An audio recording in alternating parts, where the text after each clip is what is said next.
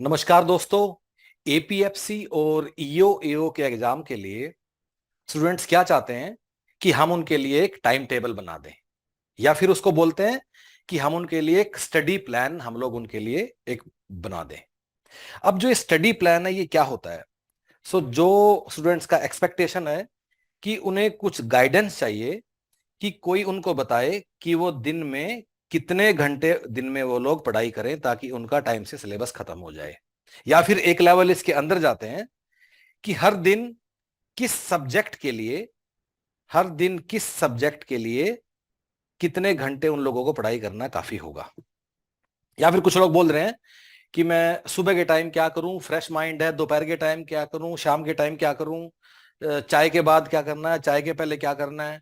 या फिर कुछ लोग बोल रहे हैं मैं वर्किंग प्रोफेशनल हूं तो मेरा टाइम टेबल कहाँ है, या मैं यूपीएससी की तैयारी कर रहा हूं, मैं पूरा दिन मेरे पास टाइम है, खाली हूं मैं, तो मेरा मेरा टाइम टेबल कैसा होना चाहिए, या मुझे कोई दूसरा एग्जाम भी देना तो मेरा टाइम टेबल कैसा होना चाहिए। तो ऐसे बड़े सारे लोगों के क्वेरीज हैं। इसलिए हम लोगों ने आज ये डिसाइड किया कि हम इस पे एक डिस्कशन करते हैं कि टाइम टेबल कैसे बनाए या स्टडी प्लान हमारा क्या होगा, what is a ideal study plan. Okay, so guys, सबसे पहली बात तो कि ये सब है ज्ञान, ये सब है बकवास। कोई दूसरा आदमी तुम्हारा टाइम टेबल कैसे बना सकता है? How can somebody else create a time table for you? See guys, आप लोगों को एक बात समझना होगा कि आज आपका कोई लेवल है, ठीक है? आज आप इस लेवल पे हो, this is your level today, ठीक है?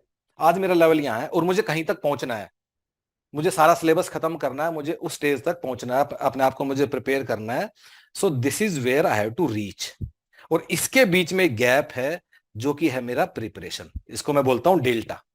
आज मैं टुडे पे हूं, reach is that final day जहां मैं सब तैयारी हो जाऊंगा पेपर निकालने के लिए, और डेल्टा क्या है कि जो मुझे प्रिपेयर करना है, ठीक है?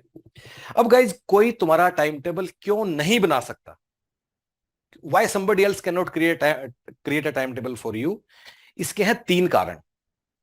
सबसे पहली बात सबसे पहली बात कि हर एक आदमी का जो आज का लेवल है, हर एक आदमी का जो आज का प्रिपरेशन लेवल है वो डिफरेंट है।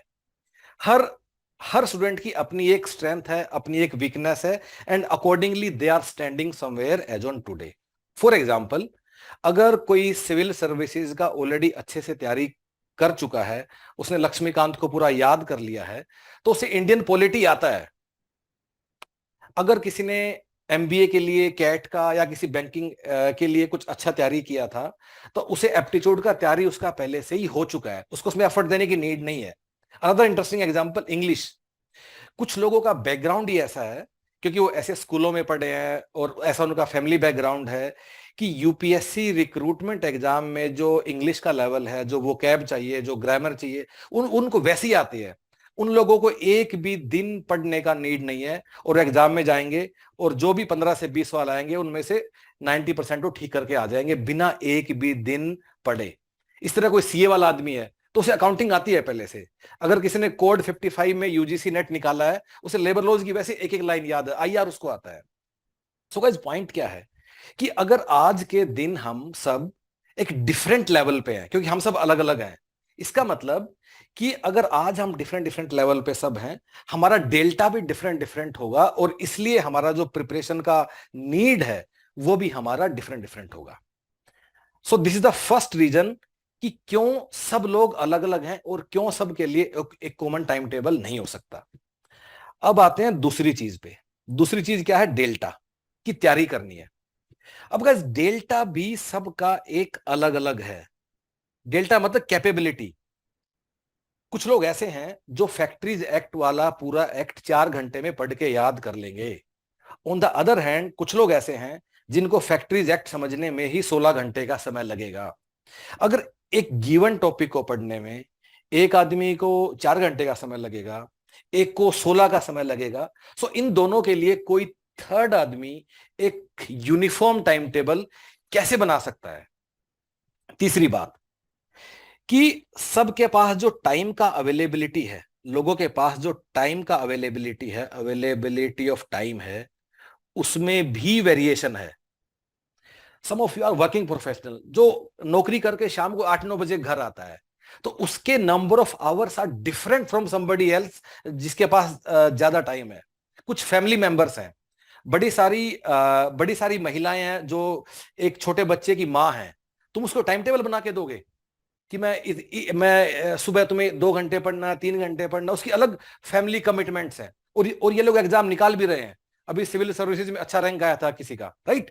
सो गाइस, पॉइंट इज कि टाइम की अवेलेबिलिटी, अब से एग्जाम तक जो टाइम की अवेलेबिलिटी है वो भी हर आदमी के पास अलग अलग है, depending upon the circumstances. So because हमारा जो आज का लेवल है, आज जहां हम स्टैंड करते हैं, उस पे हम सब अलग अलग हैं। जो हमारी सीखने की क्षमता है, जो कैपेबिलिटी है, वो हमारी सबकी अवेलेबल है, वो सबकी अलग अलग है। और जो हमारे पास टाइम की अवेलेबिलिटी है वो भी हम सबकी अलग अलग है। अगर ऐसी बात है, so how can somebody else create a time table for you? So guys, करना क्या है? सबसे पहली बात, तो you have to you have to you have to own up your preparation, you have to own up. सबसे पहले आपको बड़े होना होगा। टाइम टेबल के लिए किसी दूसरे आदमी के पीछे भागना बंद कर दीजिए। टाइम टेबल किसके लिए बनता है? टाइम टेबल बनता है जब आप 10वीं क्लास में होते हो, कि 2 घंटे साइंस पढ़ लेना, 1 घंटा मैथ्स कर लेना, 1 घंटा ये कर लेना, कि उसे कंसिस्टेंटली सब कुछ पढ़ना है। So we have to start owning up and we have to start behaving as per our age, जिस लेवल पे हम लोग आज खड़े हैं। सो अब इस ओनिंग अप का मतलब क्या है? So what is the meaning of, कि जो ओनिंग अप है इसका मतलब क्या है? तो मैं आपको बताता हूं कि ओनिंग अप द प्रिपरेशन का मतलब क्या है, ठीक है? सो आपके सिलेबस में ये सारे कीवर्ड्स हैं। सो ये एपीएफसी का सिलेबस है और ये अपना ईओ एओ का सिलेबस है, दोनों का सिलेबस है, ठीक है? सो इस सारे सिलेबस को आप इन 17 ब्रॉड कीवर्ड्स में आप डिवाइड कर लीजिए, जो कि मैंने आपके लिए भी कर दिया है। तो 17 कीवर्ड है जिसको आपको डिवाइड कर लिया। अब टाइम टेबल कैसे बनेगा सबका, और सबका एक अलग टाइम टेबल होगा। सबसे पहला काम आपको क्या करना है कि एक एक करके जो 17 के 17 कीवर्ड है ना, उसमें आपको देखना है वेयर डू यू स्टैंड, आज आप कहां खड़े हो। अब ये कैसे करोगे? पिछले सालों के कुछ यूपीएससी के रिक्रूटमेंट एग्जाम के सवाल उस टॉपिक के, फॉर एग्जांपल मुझे अगर देखना है कि मैं इंग्लिश में कहां खड़ा हूं, तो मैं यूपीएससी रिक्रूटमेंट एग्जाम के पिछले सालों के कुछ अंग्रेजी के सवाल लगा लूंगा। ये सारे पेपर यूपीएससी की साइट पे अवेलेबल है, आंसर की भी है, ये देखने के लिए कि मैं इंग्लिश में कहां खड़ा हूं। सो गाइस, जो मैंने अभी डायग्राम बनाया था आपके लिए कि आज मैं यहां हूं टुडे, और मुझे यहां पहुंचना है रीच, और ये मेरा डेल्टा है। सबसे पहले फिगर आउट करना है कि मैं आज कहां खड़ा हूं। उस फिगर आउट करने का तरीका क्या है कि इन 17 के 17 कीवर्ड के लिए एक एक कर ले, इंडिविजुअली आपको देखना होगा कि आज आप कहां खड़े हैं और किस चीज में आपको कितना प्रिपरेशन का नीड है। Second thing, then come to second step. What is second step? Second step is your delta. Delta मतलब कि मुझे अब इस गैप को फिल करने के लिए मुझे क्या करने का जरूरत है। And this is guys super important. और ये इसलिए भी इंपॉर्टेंट है कि जब मैं बोलता हूं कि हमें बड़े होना है, हमें ओन अप करना है, और हमें 10वीं क्लास वालों की तरह बिहेव नहीं करना है, टाइम टेबल के लिए यहां वहां यूट्यूब पे नहीं भागना है, तो उसके एग्जैक्ट पॉइंट पे मैं आता हूं।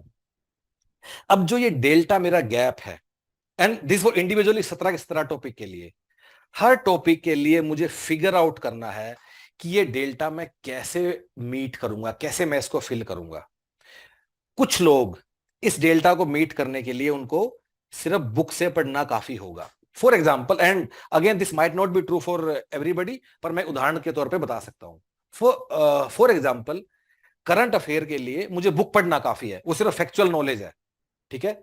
On the other hand, for some other topics मुझे बुक की जरूरत होगी और साथ में मुझे टीचर की जरूरत भी होगी, जैसे कि लेबर लॉज है, अकाउंटिंग है, या न्यूमेरिकल एप्टीट्यूड है। शायद ये आपको ना कोई पढ़ाएगा, समझाएगा। सो 17 में से कुछ कीवर्ड के लिए मुझे बुक से समझ में नहीं आएगा, तो मुझे बुक के साथ टीचर की भी जरूरत होगी। कुछ टॉपिक्स के लिए मे बी मुझे आता है और मुझे सिर्फ प्रैक्टिस की जरूरत है, सो मे बी मैं सिर्फ क्वेश्चन बैंक कर लूंगा। फॉर एग्जाम्पल, अगर मैंने यूपीएससी का तैयारी किया, मैंने लक्ष्मीकांत सारा पढ़ लिया है, तो दोबारा से अब लक्ष्मीकांत नहीं पढ़ना है, मैं सिर्फ क्वेश्चन बैंक लगा लेता हूं, 1000-1500 सवाल कर लेता हूं पॉलिटी के, और उससे मेरा पॉलिटी सॉर्ट आउट हो जाएगा। सिमिलरली गाइज, हो सकता है कुछ टॉपिक्स के लिए आपको कुछ नीड ही नहीं है, कुछ टॉपिक्स के लिए आपको नीड ही नहीं। अगेन मैंने आपको जो थोड़ी देर पहले एग्जांपल दिया कि कुछ लोग इंग्लिश में कुछ लोग इंग्लिश में इतने अच्छे हैं, कुछ लोग, या फिर आप कोई भी ले लीजिए, किसी ने बीटेक कंप्यूटर साइंस किया है, तो जो कंप्यूटर में सवाल आते हैं, मेमोरी, रैम, रोम, वो इसको छोड़ेगा नहीं। एक भी सवाल, उसका सवाल गलत हो ही नहीं सकता, जो भी इसमें हमसे उसने सवाल पूछे हैं। ठीक है, सो हो सकता है कुछ ऐसे भी टॉपिक हों जिनके लिए मुझे नीड नहीं है, मैं पेपर में जाऊंगा और मैं करके आ जाऊंगा बस। But we have to figure out कि इन 17 के 17 कीवर्ड के लिए मुझे अपना जो गैप फिल करना है, उस गैप को फिल करने के लिए मुझे सिर्फ किताब करनी है, या फिर उस गैप को फिल करने के लिए मुझे किताब के साथ साथ मुझे कोई टीचर भी चाहिए जो मुझे पढ़ा दे, या फिर उस गैप को फिल करने के लिए मुझे सिर्फ सवाल लगाना काफी होगा, या फिर उस गैप को फिल करने के लिए मुझे कुछ भी करने का जरूरत नहीं है, मैं सीधा एग्जाम में जाऊंगा और मैं एग्जाम में जाके सिर्फ इतने के बेस पर ही मैं अपने सारे के सारे सवाल मैं कर दूंगा। अगेन गाइज, एंड ये हमारे स्टूडेंट्स के लिए है जो कि हमारे साथ एनरोल्ड हैं, और जो लोग हमारे साथ एनरोल्ड हैं, और आप लोगों को भी ऐसा नहीं करना है कि क्योंकि हमने आपको 400 घंटे का क्लास कराएंगे तो आपको 400 का 400 घंटे क्लास में आके बैठना ही है। फिगर आउट कि कौन सा सब टॉपिक मैं सिर्फ बुक से कर सकता हूं, कौन से के लिए मुझे टीचर चाहिए। Just because you are paying money for entire course, इसका मतलब नहीं है कि आपको क्लास में एक एक घंटे आपको बैठना है। Figure out where do you stand, own up your preparation, और उससे आप पता कीजिए कि आप कहां हैं। सो गाइस, ब्रॉडली आपका फोकस क्या होना चाहिए?